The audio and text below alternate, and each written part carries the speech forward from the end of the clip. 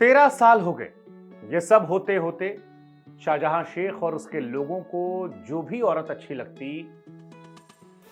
Party की meeting के बहाने ऑफिस में बुलाते। 2 दिन, 3 दिन, 4 दिन, जब तक मन होता ऑफिस में रखते। कोई महिला अगर बुलाने पर नहीं आती तो फिर उसे घर से उठा लेते। 3-4 बार मुझे भी ऑफिस में बुलाया। पहले तो मैं नहीं गई, लेकिन जब मेरे पति को उठा लिया, मारा पीटा, तब मैं क्या करती। पश्चिम बंगाल के संदेश खाली में ऐसी सैकड़ों कहानियां हैं, और इन सैकड़ों कहानियों में जो कॉमन पार्ट है वो ये कहानी है, क्योंकि किरदार बदल रहे हैं, लड़कियां बदल रही हैं, नाम बदल रहे हैं, कुछ नहीं बदल रहा। तो पश्चिम बंगाल के संदेश खाली की ये कहानी हर एक महिला की एक जैसी आती है। नॉर्थ 24 परगना जिले में आने वाले संदेश खाली ममता बनर्जी की पार्टी टीएमसी के नेता शाहजहां शेख का एरिया है।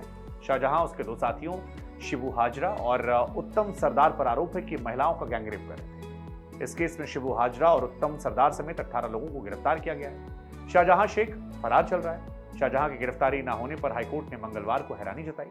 कहा, जो व्यक्ति इस समस्या का मूल कारण है, यह हैरानी की बात है कि उसे अब तक पकड़ा नहीं गया। इस पूरे मामले को समझने के लिए मीडिया ने शाहजहां शेख पर आरोप लगाने वाली 4 महिलाओं से बात की। इनमें 3 ने अपने साथ गंदी हरकत और ऐसे हैरेसमेंट का दावा किया है। वहीं एक ने कहा कि मेरे साथ गलत काम नहीं हुआ, लेकिन उन लोगों ने मेरी जमीन जरूर हड़प ली थी। जो महिलाएं हैं 7 फरवरी से संदेश खाली के अलग अलग इलाकों में प्रदर्शन कर रही हैं, नारे लगाती हैं, शाहजहां शेख छोड़बो ना, छोड़बो ना।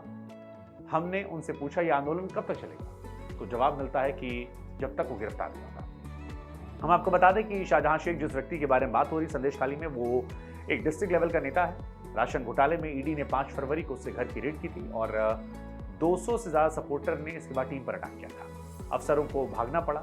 पश्चिम बंगाल पुलिस ने ईडी के अफसरों पर उल्टा केस कर लिया और तभी से वो फरार चल रहा है। हालांकि संदेश खाली के लोगों का कहना है कि वो कहीं नहीं गया, यहीं पर है। जब मीडिया के लोगों ने उसका घर पूछने की कोशिश की तो पता लगा कि जिस जगह आंदोलन चल रहा है वहां से तकरीबन 2 किलोमीटर दूर तक उसकी कोठी बनी है और वहीं पर वो रहता है। हालांकि जब मीडिया उस कोठी पर गई तो पता लगा कोठी जो है वो काजी आमद की है। जब मीडिया ने उनके दरवाजों खटखटाया तो पता लगा कोई नहीं है, गेट नहीं खुला, तो वापस मीडिया के लोग तमाम जो गए थे देखने वो लौट आए और उन महिलाओं से मिलने लगे जिसने आरोप लगाए थे।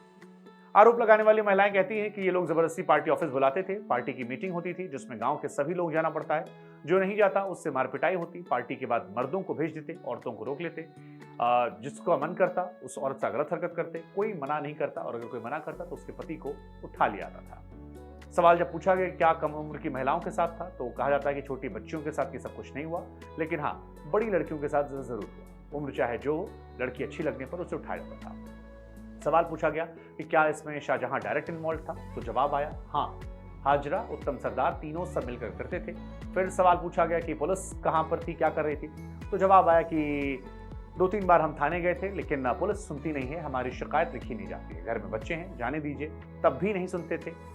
तमाम महिलाएं कहती हैं कि हम उनसे कहते थे कि हमें घर जाना है, घर में छोटे बच्चे हैं, खाना बनाना है, लेकिन नहीं जाने देते थे। जो मन करता था वही करते थे। और इसी बीच तमाम और महिलाएं भी कहती हैं कि हम पर जबरदस्ती हुई है, जोर जबरदस्ती किया गया, 5-6 महीने पहले हमें परेशान किया गया। एक और विक्टिम ने कहा कि शाहजहां के लोगों ने जमीन हड़प ली थी, गलत नहीं किया, लेकिन जमीन तो चली गई। वो लोग जिसको चाहते उठा लेते हैं, मैं भी कब तक बचूंगी।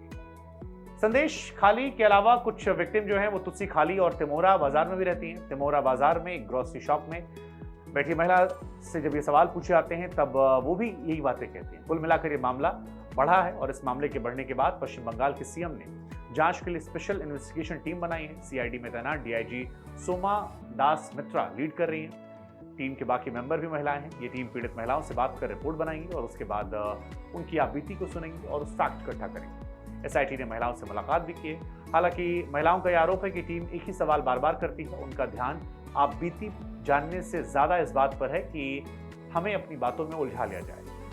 तमाम महिलाएं कहती हैं कि एसआईटी टीम में पूछताछ कर चुकी है। टीम की मेंबर पूछती हैं कि क्या हुआ था, डिटेल में बताओ, कोई जांच करवाई थी, कोई मेडिकल रिपोर्ट नहीं है, कुछ दवा तो ली होगी, घर में किसे बताया, पति को पता है, कहाँ हुआ, सब कुछ बताओ। बस यही सवाल घूम घूम कर पूछा जाता है। पुलिस सपोर्ट नहीं करती, डराती है। कुछ और महिलाएं कहती हैं कि बार बार जो बातें थी वो हमने बता दिया, लेकिन अब पुलिस भी परेशान कर रही है।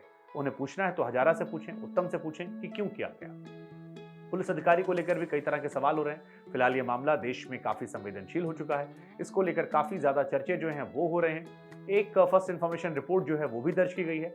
हालांकि अब तक 30 शिकायतें सामने आई हैं। उधर नेशनल वीमेन कमीशन के अध्यक्ष रेखा शर्मा भी 19 फरवरी को संदेश खाली पहुंची थी और उसी दिन ये शिकायतें दर्ज हुई थी।